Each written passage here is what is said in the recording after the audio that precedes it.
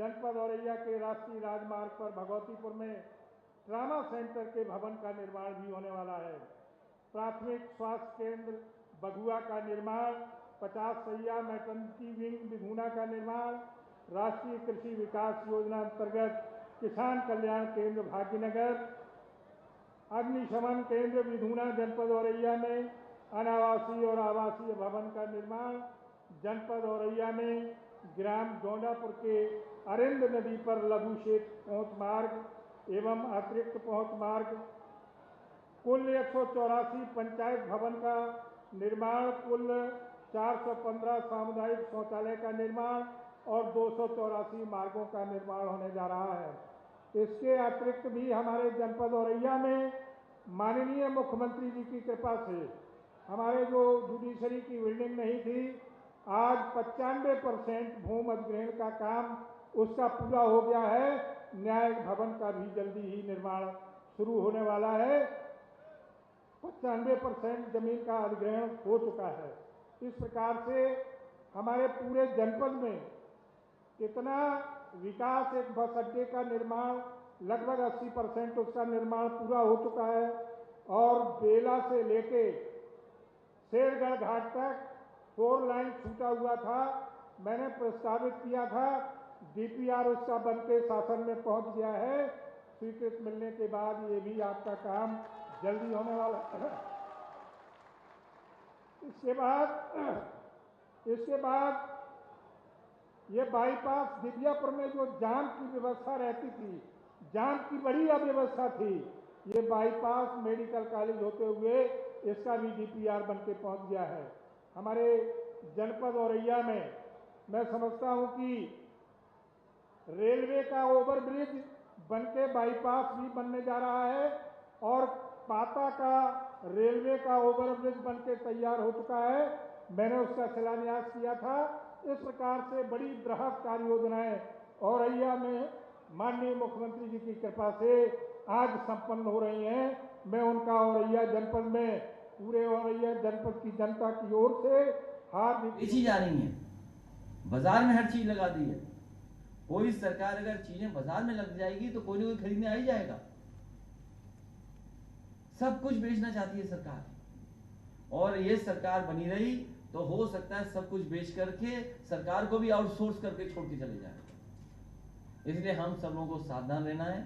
मुझे खुशी है इस बात की कि जनमादी पार्टी सोशलिस्ट का आज अपना कार्यालय हो गया है, लखनऊ राजधानी में कार्यालय हो गया। ये शुरुआत है, और थोड़ा बहुत अगर सहयोग और भारतीय जनता पार्टी ने बेईमानी न की होती तो आपका लखनऊ में तो नहीं, दिल्ली में घर परमानेंट हो गया होता। लेकिन भारतीय जनता पार्टी ने बेईमानी की, बड़े पैमाने पर लोगों के ठप्पा लगा दिया। पैसे लेकर के वोट खरीदने का काम भारतीय जनता पार्टी ने किया। चंदौली लोकसभा में बड़ी संख्या में भारतीय जनता पार्टी के समर्थकों ने वोट लेने के लिए लोगों के हाथ पर, उंगली पर स्याही लगा दी। बताओ, ये वही बात है। इसलिए हमें आपको सबको मिलकर के सावधान रहना पड़ेगा। वोटर लिस्ट भी ठीक रखनी पड़ेगी, और समय पर जब वोट पड़ेगा उसके लिए भी ध्यान देना पड़ेगा। बड़े पैमाने पे बैलेट वोटिंग होने जा रही है, उस पर भी ध्यान देना पड़ेगा। मुझे उम्मीद है कि जहां आपको दिल्ली में परमानेंट घर मिल जाता, लखनऊ में परमानेंट अभी आपकी किराए पे कार्यालय है, यहां सरकार बनाइए, परमानेंट कार्यालय पाइए। और सम्राट पृथ्वीराज चौहान जी के बारे में मैंने कहा है, क्योंकि मैं कन्नौज से आता हूँ। उनका इतिहास मैंने बहुत पढ़ा है, सबने इतिहास पढ़ा है। ऐसे कम सम्राट होते हैं, उनको सम्मान नहीं दिया गया है। समाजवादी लोगों ने हमेशा आपके समर्थन में कहा है कि अगर उनके सम्मान में हमें कोई बड़े स्थान पे, कन्नौज में तो करेंगे सम्राट पृथ्वीराज चौहान जी का सम्मान। अगर हमें ये पूर्वांचल समाजवादी एक्सप्रेस वे पे कहीं भी सम्मान करना पड़ेगा, उनकी प्रतिमा लगा करके, उनका म्यूजियम बना करके, या उनके इतिहास की जानकारी देने का काम करना पड़ेगा, तो हम समाजवादी लोग जरूर करने का काम करेंगे, जिससे कि जो खोया हुआ है इतिहास, खोया हुआ सम्मान वापस दिलाने का काम समाजवादी लोग करेंगे।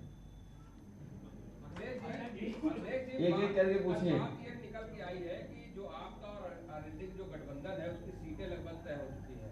40 मांगी थी, 32 दी गई है। दिवाली का बता दीजिए। दिवाली का बता दें। तो हम क्यों बताएं आपको? क्योंकि अगर आप हमारे मित्र हैं हम आपको बता देंगे, लेकिन मुश्किल ये ना आपके माध्यम से भारतीय जनता पार्टी जान जाएगी, इसलिए अभी नहीं बताएंगे। अच्छा, कांग्रेस क्या भी गठबंधन में आ रही, जिस तरीके से प्रियंका और जयंत की मुलाकात हुई लगभग एक घंटे, तो क्या कांग्रेस भी आ रही साथ? अच्छा, किसी रेस्टोरेंट में हम किसी से मिल जाए तो कोई बात हुई? फ्लाइट में मिले थे?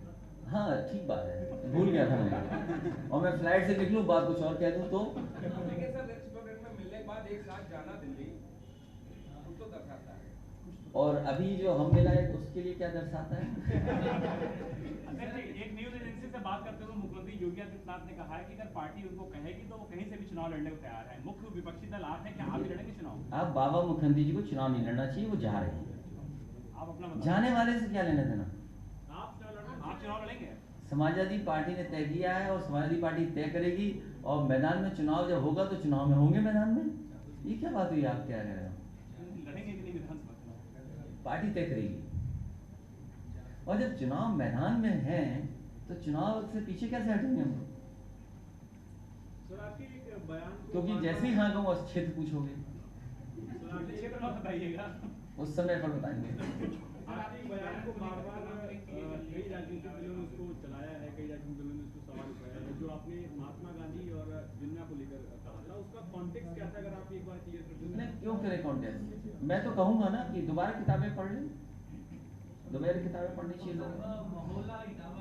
और सबसे बड़ा सवाल ये है कि भारतीय जनता पार्टी ये बताए, क्योंकि हम लोग गोमती के किनारे बैठे हैं, जब डिफेंस एक्सपो लगा था तो इसी गोमती किनारे को सजाया गया था, सुंदर बनाया गया था, इसकी साफ सफाई की गई थी, फौज को दिखाने के लिए, जो इन्वेस्टर है उनको दिखाने के लिए हवाई जहाज, हेलीकॉप्टर, रोइंग, न जाने क्या क्या पानी की चीजें, बोट्स डाली गई थी। वो इन्वेस्टमेंट कहाँ है? वो इन्वेस्टमेंट कब आएगा? और यहीं पर सबसे बड़ा एक इन्वेस्टमेंट मीट हुई थी जिसमें न जाने कितने लाख करोड़ का ये कहा गया था कि इन्वेस्टमेंट आने वाला है, एमओयू हुआ है। आखिरकार कितने लोगों को नौकरी मिली, कितने को रोजगार मिला, कौन सा कारखाना लग गया? कम से कम बताएं। और मुझे उम्मीद है कि बड़ी तैयारी के साथ आजमगढ़ जाया जा रहा है, वो इन्वेस्टमेंट से कौन सा कारखाना लगा है वहां, ये बताएं। और पिछले 4.5 साल में कम से कम आजमगढ़ की जनता को, उत्तर प्रदेश की जनता को ये बता करके आएंगे कि क्या विकास किया है इन्होंने।